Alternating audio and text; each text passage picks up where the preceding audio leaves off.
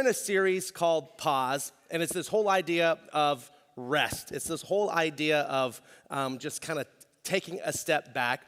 And today, I'm going to talk about this idea of living life in fast forward.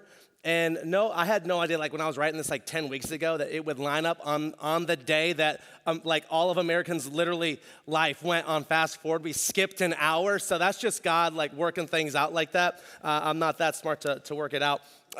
But this series kind of stems around this idea of just resting. And as I was writing this series out, I was actually reading a book at the same time that I thought was so good, and I want to be able to pass it along to you as a resource. Maybe you'd like to read it for yourself, or you can listen to it on Audible. It's called The Ruthless Elimination of Hurry by John Mark Comer. It's a great book.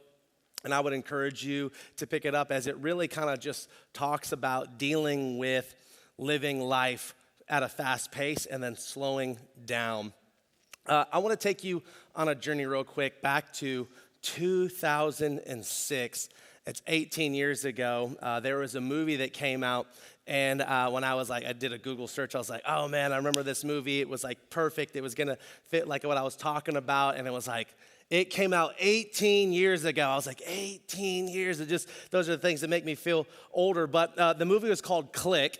It was with Adam Sandler, and it's this movie where like this guy, he basically just got tired of all the boring, mundane parts of his life.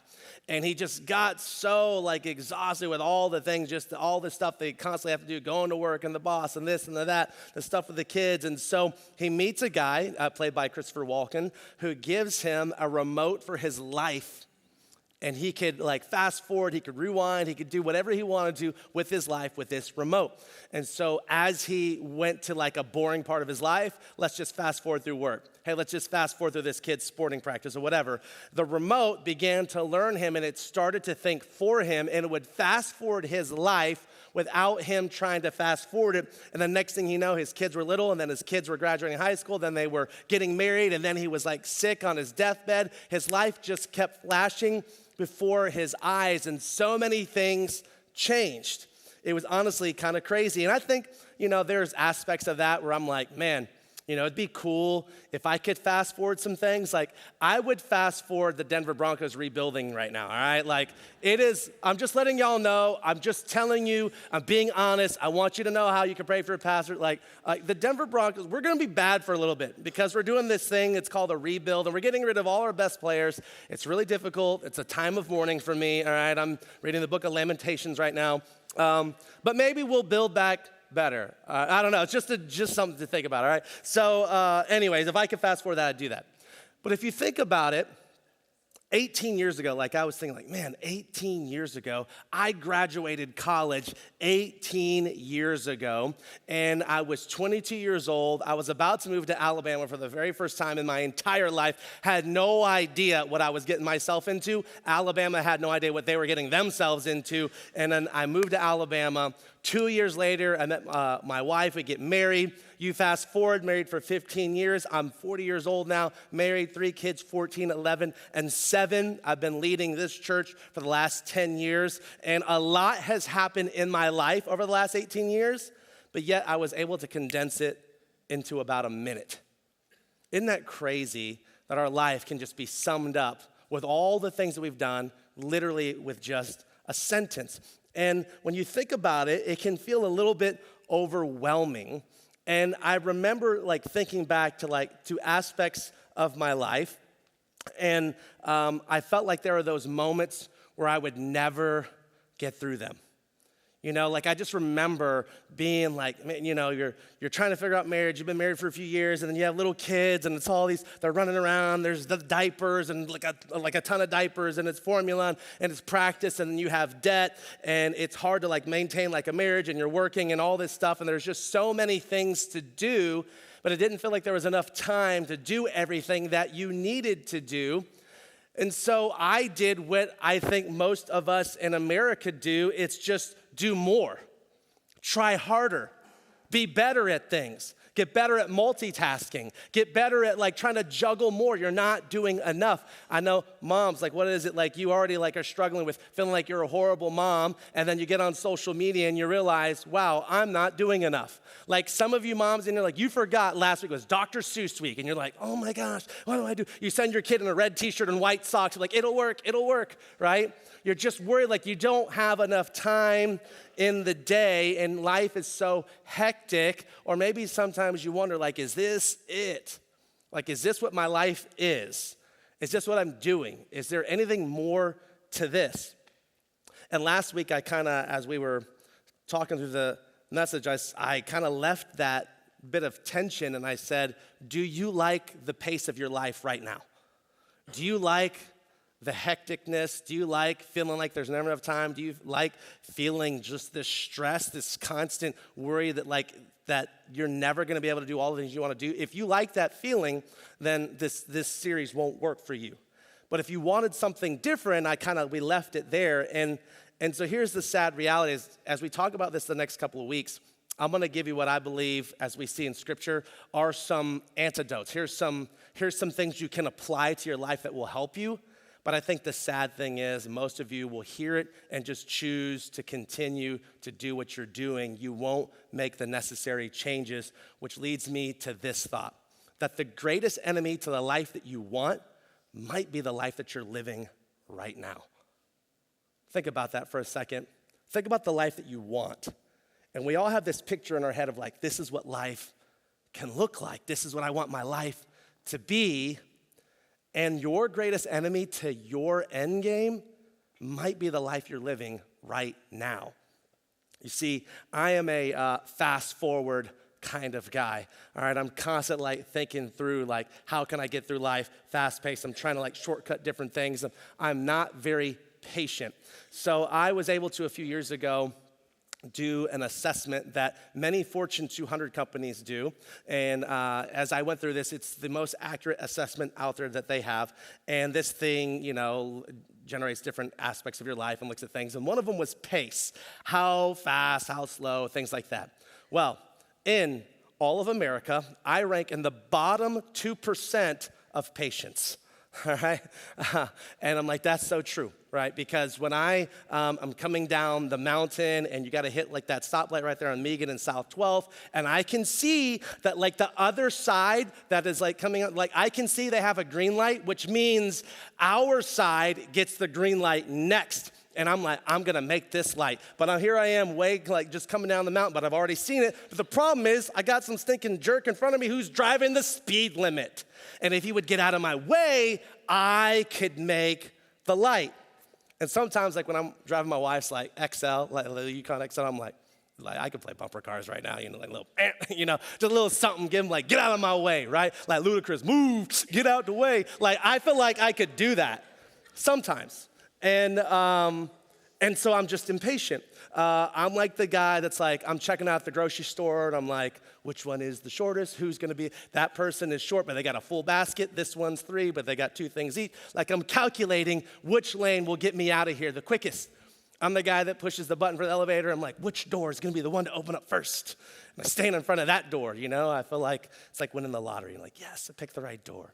I'm constantly looking for ways to shortcut things because I'm extremely impatient. And I realize from that assessment that most people are not wired like me. And instead of me feeling like, well, everyone needs to catch up to where I am, I realize that I actually need to slow down and make sure that I'm with people to not leave them behind. See, I think in our life today, most of us in America, we live our lives on fast forward. We're constantly trying to go. We're constantly trying to do more, be more, try harder, multitask better. And I believe when you live your life that way, you miss out on what God puts around you. Jesus was never in a hurry. And honestly, that's kind of frustrating to me, because he never showed hurry. He was never trying to constantly be somewhere. As a matter of fact, like there was a time, you can read it in John 11, where it's like, Jesus, your best friend is dying and he wants to see you. And Jesus is like, cool, I'll be there when I get there. You're like, what? Your best friend is dying, Jesus. He needs you right now. He's like, yo, I'll be there when I get there. Jesus showed up 4 days after he was dead. That's just the way Jesus rolled. And he's also like, bam, you're alive now. Like, could you imagine being a Lazarus, like you were dead and now you're alive, and then you had to die again at some point in your life? Like you died twice. Anyways, that was Lazarus, right? Side story. But that was just Jesus. This is the way he operated. He was never in a hurry. Like, listen what it says in Mark 2. It says, as Jesus walked along. Jesus was walking everywhere he went. Never running, never jogging. He walked along and he saw Levi, or Matthew, the son of Alphaeus. He was sitting at the tax collector's booth. Jesus tells him, follow me. Levi got up and followed him. In other words, had Jesus been in a hurry, I have somewhere to be, I have people to meet, I have things to do, he never would have seen Matthew sitting there. He never would have told him, follow me. But because Jesus was content to not be in a hurry, he sees Matthew, he sees something in him and says, hey, why don't you follow me? And we know that Matthew becomes one of the 12 disciples. Matthew is one of the writers of the Gospel of Matthew. He just was never in a hurry. It was how Jesus lived his life. So we kind of say it like this: if Jesus didn't live his life and fast forward, then neither should we. Like, think about this for a second. Jesus, he knows, like, he was born for the purpose of saving humanity. And he knows to rescue the entire world is going to be, ultimately means he'll have to give up his life. Jesus doesn't even start his ministry until he was 30 years old. Like, could you imagine, like, if you knew you had this great task given to you? Hey, this is going to change the lives of everyone. I mean, you're going to be focused on it. Like, hey, you're going to go to high school, make sure you get all the best grades, try to take the AP classes, right? You're going to make sure you get into the right college. Maybe you get an advanced degree. And by the time you're 24 or 26, like, you should be able to, like, start doing stuff. And, like, entrepreneurs today, like, if you watch enough Shark Tank, you can start, like, at 8 years old, you can start building your empire. You can start doing things right now. Jesus waits until he's 30. Which is just kind of wild to me. And then not only does he wait till he's 30, he only has 3 years to accomplish everything he needs to accomplish. Can you imagine if someone tells you, hey, you have 3 years to do everything you need to do in this life before you die?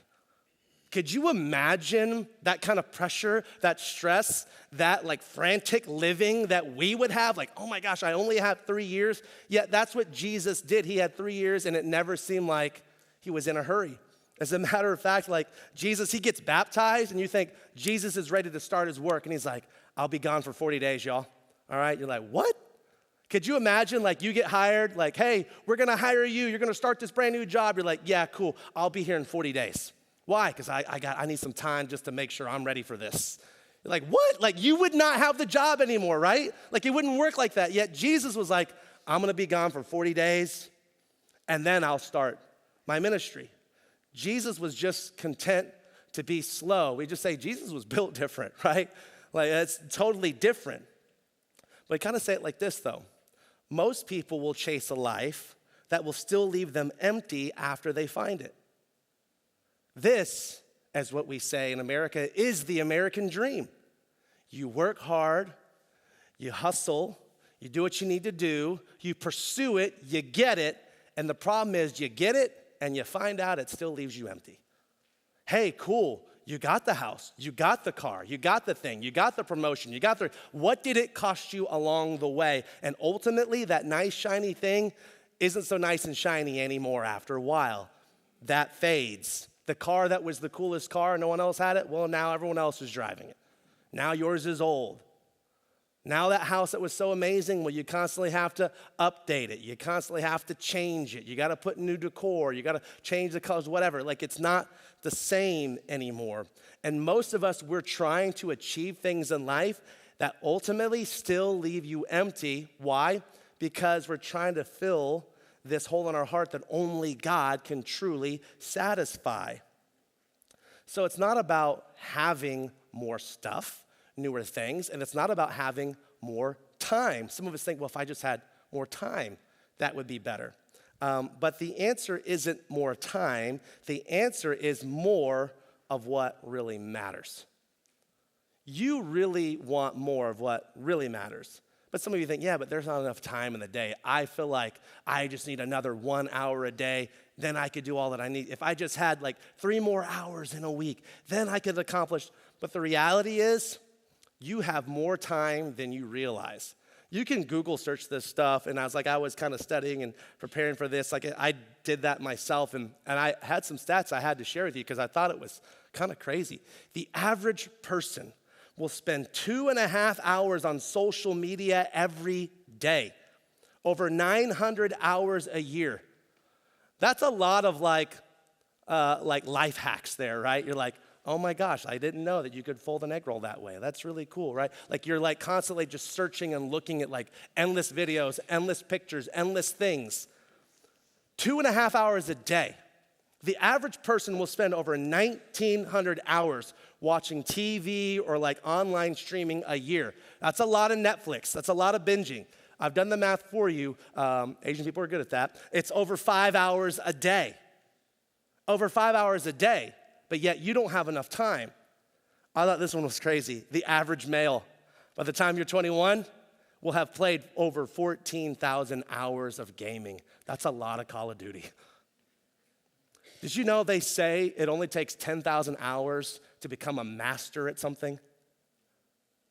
You know what's wild is that we feel like we don't have enough time.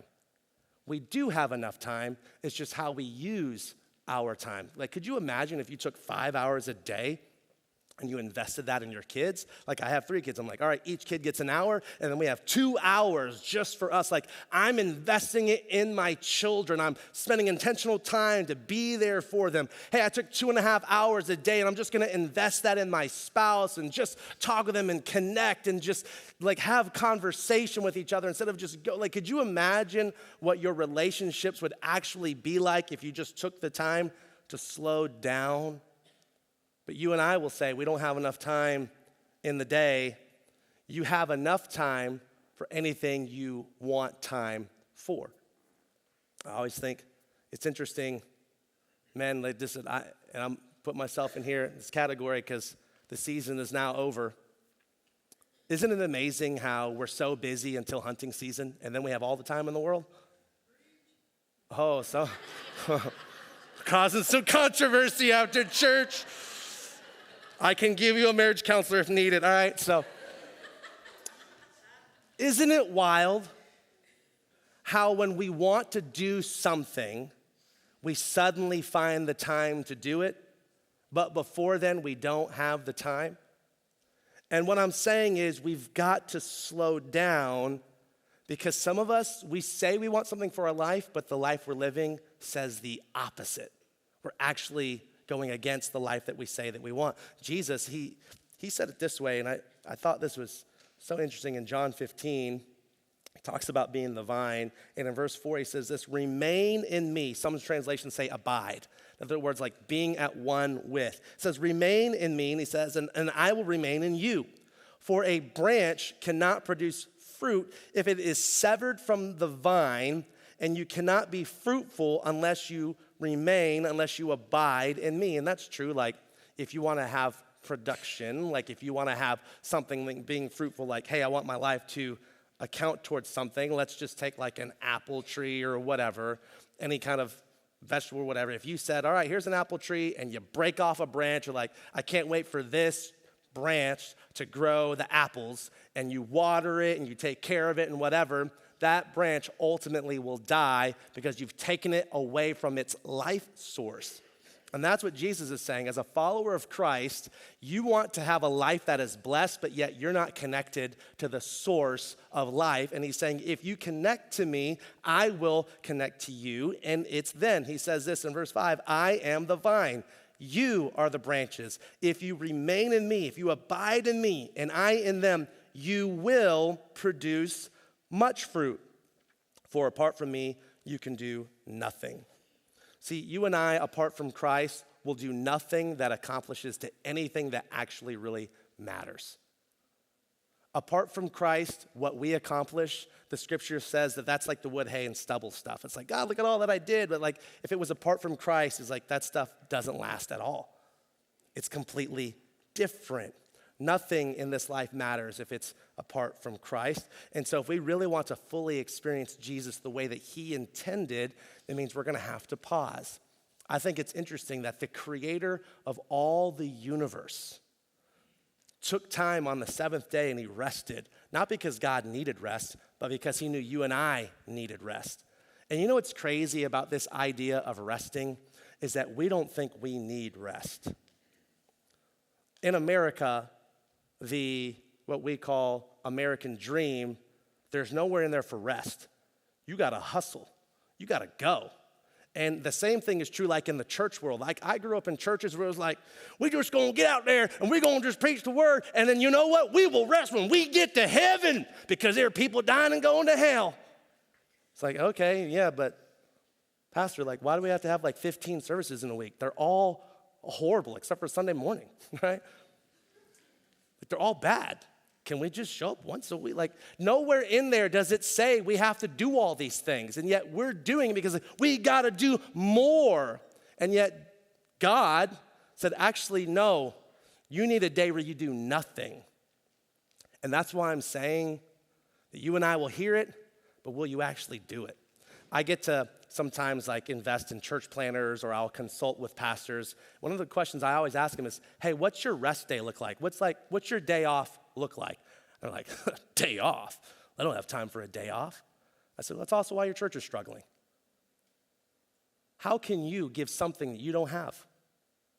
And how are we as people gonna give something to someone if we don't have it? You've got to rest. One of the most biblical things you can do is take a nap. Like for real, like just stop. This is a day we're doing nothing. Be with family. Like when you study some of the Jewish culture, like it's pretty cool, like how they completely centered like their Saturdays. Man, imagine if we did that. But see, in America, like that don't fly. Oh, you're taking a day off? That you're a day behind. And yet we need something different. We can really love people differently if we take time to pause, stop living life, and fast forward. So we just got what I'm calling 3 life challenges. And when I give these challenges to you, I'm not saying I have mastered these things. What I'm telling you is like, hey, I'm working through this as well because this is the life that I want for myself. And so 3 thoughts are this morning. First one, be in the moment. Be in the moment. One of the things I will say, especially as technology advances, Gen Z, the next generation, we know that they are subservient to millennials, but what I'm saying is they do some things pretty cool.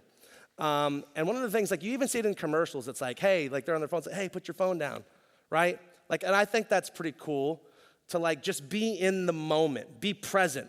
Put your phones down, and like I do that when I'm going out, like, hey, I will put my phone away. Like Aaron and I, like we're really bad about taking pictures when we go out because we're just present, we're just in the moment with each other. But then on the flip side of that, there are many times that I am physically present, but I am not mentally present because our phones rob us from all the things. And I get it. It's like, listen, you've seen your kid. Like, I get it. You can do a cartwheel. Good job. I don't need to see you do a cartwheel. Do a new trick now, right? Try not using your hands. Try that one, right? I get it. I understand. But what I'm saying is we miss the moments. And so what I've been doing lately is just trying to absorb life the way that God intended. Conversations I've been having with people, like I'm more intentional to like just be in the moment. Like before I'd be like, all right, you know, I got things to do. This is kind of a distraction. So I'd come in and let them do the thing they need to do, but like also not like let it be known we could just chill here. And lately I've just been able to just be in those moments and just be available and just have conversation. And sometimes like there are things that are shared with me that never would have happened if it was very apparent that I was agitated or I needed to move on. I'm not busy. I have time for the things I want time for. Your kids are only little once, and I know that now. Like my youngest is 7 years old.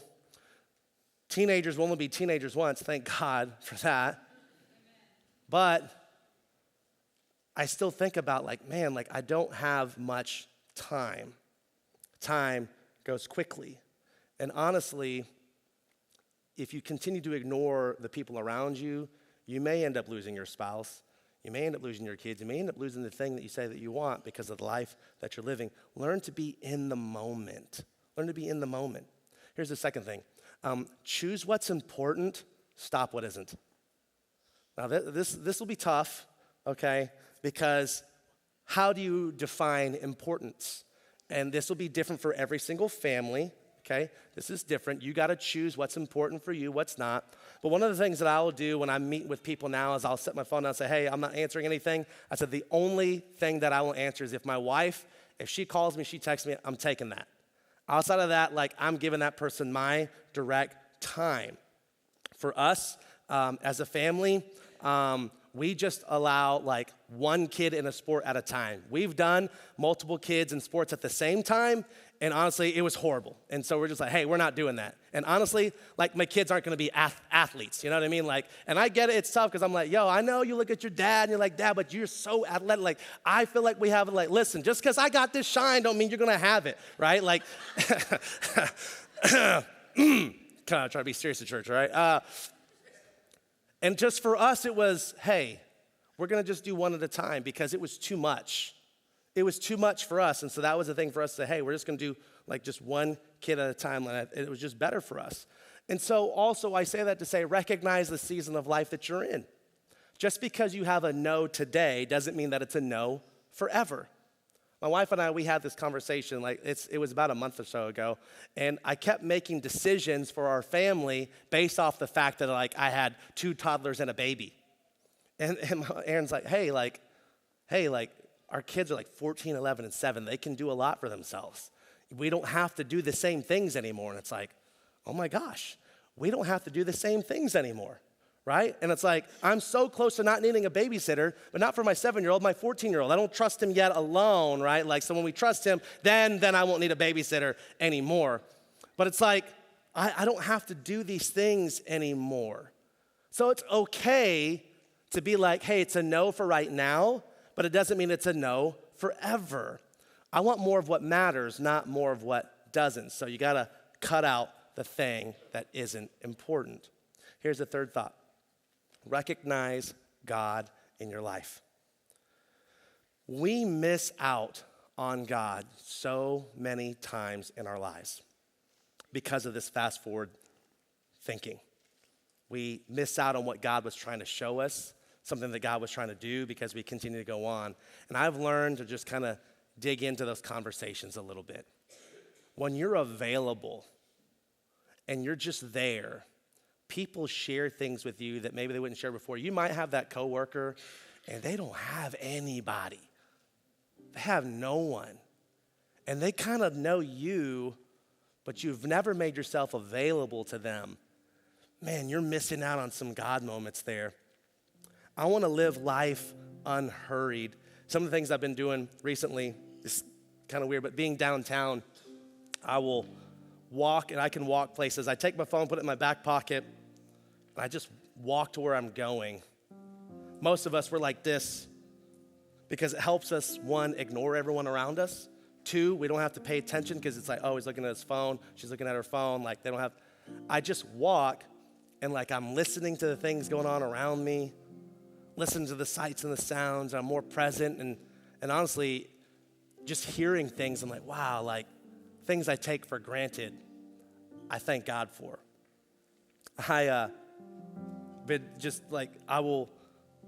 Sometimes you have to go to like waiting rooms and you wait, and like, what do we do when we're waiting? Oh, it's the worst. It's like, bam, I'm gonna knock out this Candy Crush real quick.